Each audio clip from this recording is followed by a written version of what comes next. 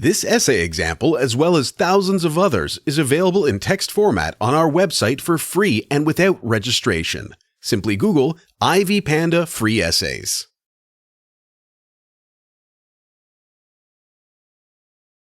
Introduction.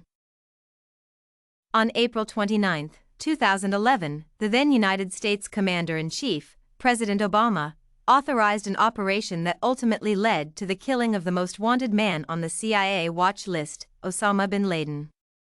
Reports indicate that President Obama had been consulting with the National Security Council for months on the probability of Osama bin Laden being within the suspected hideout and the possibility of authorizing a mission to capture or kill him.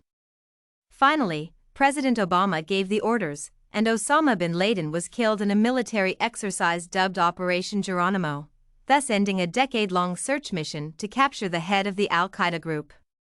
The killing of Osama bin Laden was a reprieve to the millions of Americans and the international community, especially after the events of September 11, 2001, when thousands lost their lives in the infamous Twin Towers bomb attack by al-Qaeda.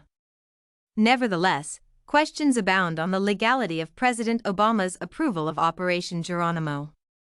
This paper holds that President Obama had the legal authority to order Operation Geronimo and to execute the plan. Supporting arguments.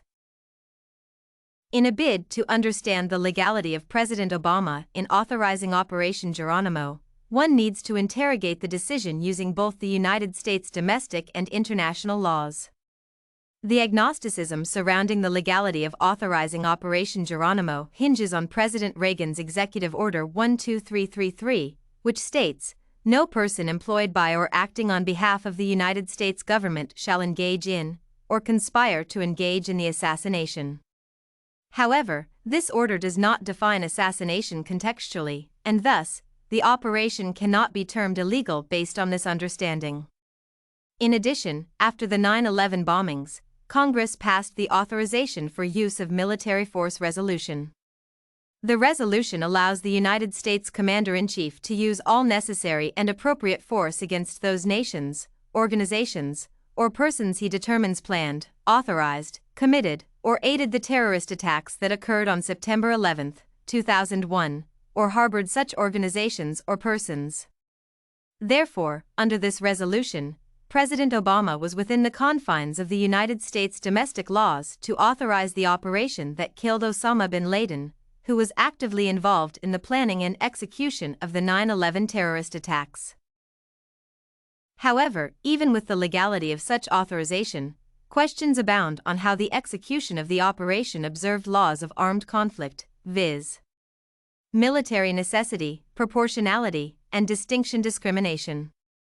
Military necessity was qualified in this case as bin Laden had attacked the United States, and he was a threat to international peace by propagating terrorism. Likewise, the force that was used after entering bin Laden's house was proportional to the threat that he posed to the elite squad, for he allegedly reached for his firearm to retaliate. Finally, the discrimination requirement was fulfilled as the people who died in the ensuing confrontation were collateral damage but not targets of the assault. As mentioned earlier, the authorization had to be in line with international laws. Under the international law rules of jus ad bellum, state can justify an international use of force if the force was either used in self-defense following an armed attack or expressly permitted by the United Nations Security Council. In this case, the United States was clearly a victim of bin Laden's armed attack on September 11, and capturing him was a way of self-defense. On the other side, the rules of jus in bello set the parameters on the allowable scope and nature of that force.